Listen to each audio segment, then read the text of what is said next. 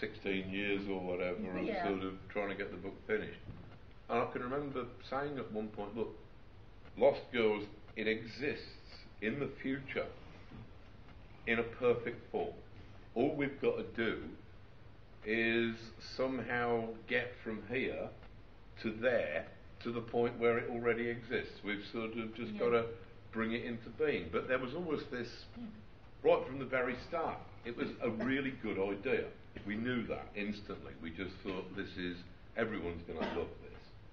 And so it was already completed in a way. We knew that it was, if we'd had the idea, we were committed to it, we were going to work to bring it to its conclusion, and that it did exist in some ideal form. Just hold on and not go mad, and there you go. Yeah, that's it. I have a question about, just if I can butt in, excuse me, I just thought, you don't do a great deal with sort of online digital stuff, do you? Particularly, you do. But I wonder, were you ever tempted or interested at all in the potential for comics or for narration, for storytelling online, where things could go from in other words, the whole getting away from the book, from the page, this whole idea of stories that could be all kinds of shapes and forms that can't exist in the real world. I thought that would intrigue me. Well, it sounds intriguing on paper, Paul. On non-paper. It's like I mean, I read Scott McCloud's. The Infinite Canvas. Yeah, the Infinite Canvas. Now, the actual applications of that. So far, I would say they're limited. You can do the odd tricky story that has narratives that can go different ways and sort of things like that. Yes, I can imagine coming up with a specialised narrative that you could do like that. Potentially even something like Big Numbers, not even do it, go back to that. Possibly. But essentially apply that to a practical idea. The thing is that I tend to think that I've got a strong prejudice towards print media, and I tend to think that actually the possibilities for just ordinary print media probably exceed those for novelty forms that are available online. I mean, like that, what was it, issue 7 of Promethea? Or was it 12? I can't remember, but that was pretty smart, where you could actually join the pages together. This is something that depended upon the physical nature of the thing. And the last issue of Promethea that can assemble into a giant poster in which you can read in different ways. And frankly, yes, you can do some trick narratives, but not all narratives are trick narratives. Some of them are a lot better. I tend, when they're in a printed form, I tend to think of books and comics as kind of like sharks, that they are no different now to the way that they were millions of years ago, because they don't need to be. They're pretty much already perfect. Perfectly evolved. You can hold them in your hands. You can curl up on a sofa. Yes, you probably, with a screen, you could probably do that as well. But as long as electronic media is still around, there isn't a huge blackout. You must think about this also because you know the future, of course, and we're not going to have electricity. We're not going to have it. Absolutely. You're already ready for that. And look, the thing is, when we had the bouquet, when we got that first slipcase edition of Lost Girls, which was on ridiculously expensive paper. We asked for just an oyster white paper. Those of you who aren't paper enthusiasts, you're perfectly welcome to snore through this. I'll try to make it brief, but I've always loved beautiful paper, and just by chance, the printer didn't have the paper we asked for. They only had this beautiful, surrealistically incredible paper that had an actual bouquet to it.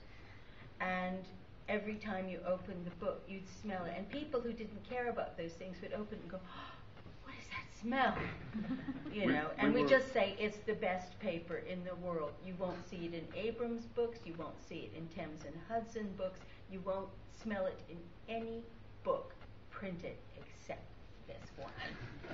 And that's it. It's sort of, I love artifacts, and I believe that artifacts, with Dodge and Logic, people have said, well, why are you going into a print media thing when print media is collapsing everywhere?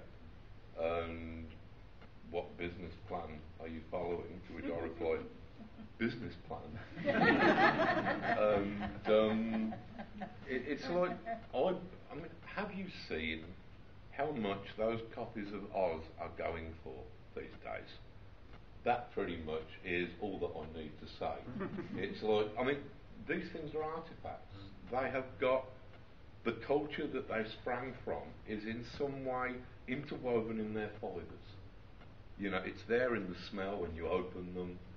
It's somehow it's there in all the floors. Particularly when you're talking about the underground press. It was a spectacular, fabulous mess. That was how it worked. There were people who didn't know how to work the printing equipment anyway, and they were on acid. And so they were just... That's actually relatively kind of orderly and actually not... relatively drug-free and sort of... Like some blue on green printing... Well, we wanted to try and get... Actually, no, in Oz, actually, they are almost unreadable. It is. Yeah, they are. It's a triumph of bad printing.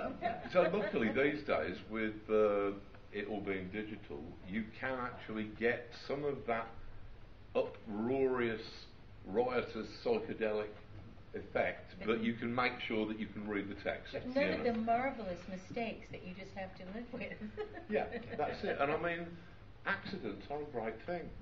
Brian Eno, that's one of his main maxims, and it's one that I live by. You should always be open to accidents and mistakes, because wonderful things happen that you couldn't have planned. How are we doing for time, Nicola? You're in charge here. We're slightly over. Okay. I don't want to. You're fine. I don't want to say but we don't want to exhaust the audience. I have another 2 or 3 questions. These guys have been waiting. So who else would like to speak up and ask a question? Please go ahead, Matt. I was just wondering how you describe your relationship with other writers and artists whose work you draw on. So is it like a conversation or an inheritance?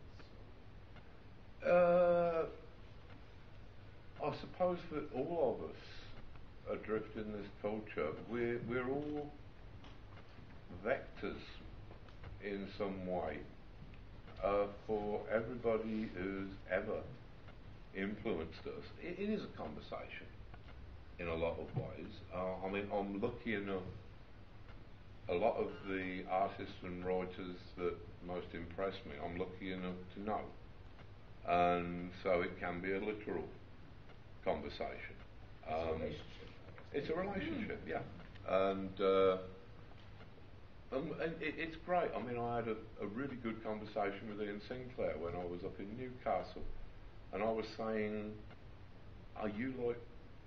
I said, I'm really neurotic when I'm writing it, and I said, if I've got one word left at the end of a paragraph, even though I know it will be typeset differently in the book, the idea of just having that one dangling word is not really... Yeah, lose the widow.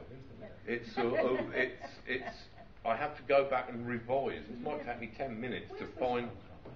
I don't know. And then and Ian says, yeah, I'll do that.